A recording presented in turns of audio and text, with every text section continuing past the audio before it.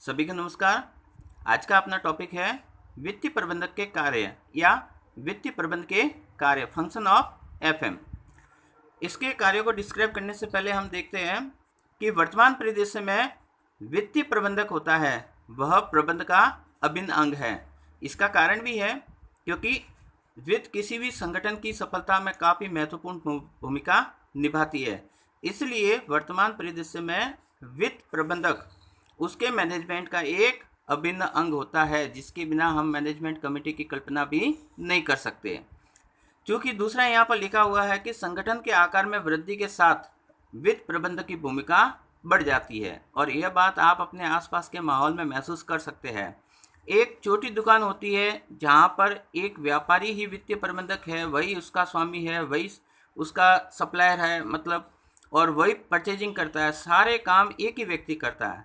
लेकिन ज्यों-ज्यों ऑर्गेनाइजेशन बढ़ता जाता है, हर एक की भूमिका भी डिसाइड होती रहती है।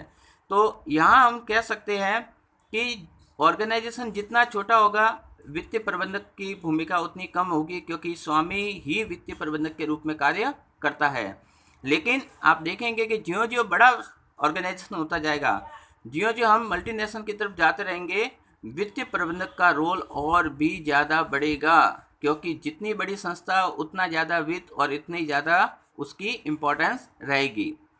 बड़े उपक्रमों में वित्तीय प्रबंधन एक शीर्ष प्रबंधन सबसे इम्पोर्टेंट है ये, क्योंकि आप देख सकते हैं, जैसा हमने पहले भी कहा था कि हम जब मैनेजमेंट के उसके लेवल देखते हैं तो टॉप का मैनेजमेंट, मिडिल का मैनेजमेंट और लोअर मैनेजमेंट। तो वित्त प्रबंधक का संबंध हमेशा टॉप के मैनेजमेंट से है, क्योंकि पूरे संस्था में वित्त को मैनेज करना इसी का काम होता है, और इसीलिए यह हमेशा जो टॉप के जो उनका सीईओ का जो ग्रुप होता है उनसे रिलेटेड होता है। इसलिए एक वित्तीय प्रबंधक हमेशा टॉप के मैनेजमेंट में काउंट किया जाता है, क्योंकि इसका इन्वॉल्वमेंट बहुत सारे डिसीजन मेकिंग में होता है। अब अपन देखते हैं कि एक वित्तीय प्रबंधक कौन कौन से कार्य करता है।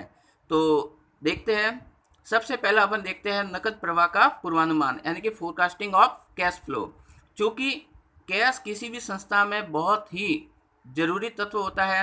यह कम होगा तब भी स्थिति सही नहीं होगी, और ज़्यादा होगा तब भी सही नहीं होगा।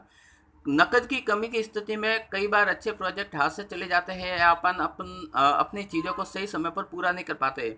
जबकि यदि आपके पास में एक्सेस कैश पड़ा हुआ है तो वह वेस्टेज है, उसकी प्रोडक्टिविटी खत्म हो रही है। इसलिए एक वित्तीय प्रबंधक का कार्य होता है कि वह संस्था में कैश के फ्लो को मैनेज करके चले, अच्छे से उसका बैलेंस बना के चले, न तो कमी आए और नई अतिरिक्त फालतू में पड़ा रहे। धन जुटाना, चूँकि फंड को राइजिंग करना इसका सबसे इनिशियली वर्क माना गया। जैसे हमने देखा था ट्रेडिशनल थॉट में सबसे इम्पोर्टेंट काम इसका एक ही था, और वो है फंड को राइजिंग करना। क्योंकि आपको कंपनी खड़ी करनी है या फिर कोई आपको नया प्लांट इशू करना है, आपको फंड की ज़रूरत पड़ेगी, और ये फंड की व्यवस्था कौन करेगा? तो यह करेगा हमारा वित्तीय प्रबंधक। इसलिए फंड की व्यवस्था करना इसका सबसे बुनियादी काम में से एक काम माना गया है।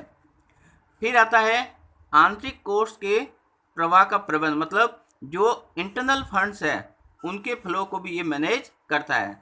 क्योंकि कंपनी लाभ कमाती है, उसमें से बहुत सारा फंड ये एज ए जनरल रिजर्व के रूप में भी रखता है, जिसको अपन है एज ए कंपनी के फ्यूचर के लिए भी रख सकते हैं।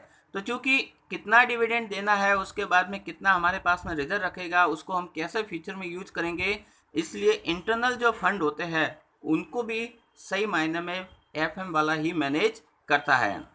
फिर आता है लागत नियंत्रण को सुगम बनाना, मतलब कॉस्ट कंट्रोलिंग करता है ये।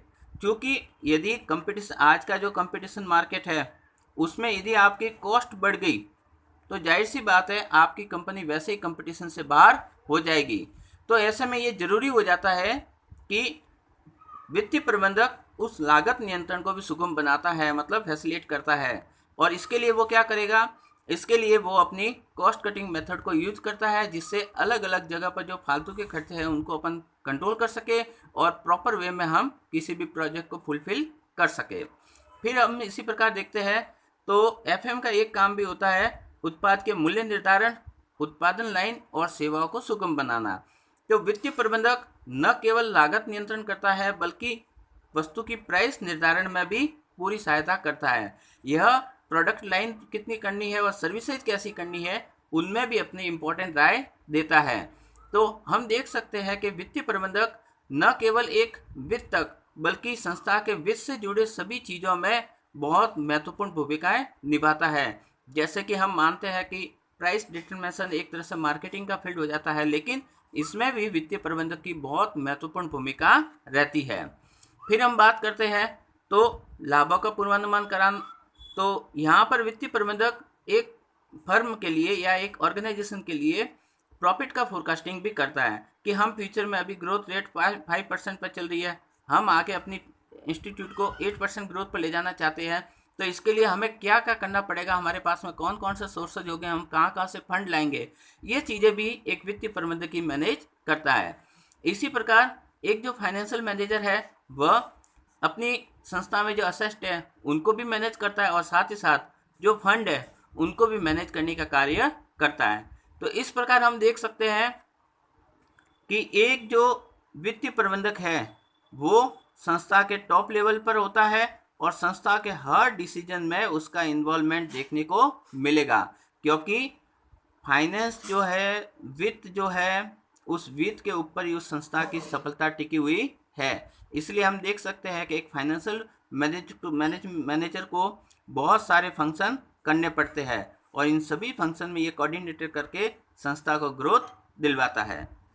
Thank you.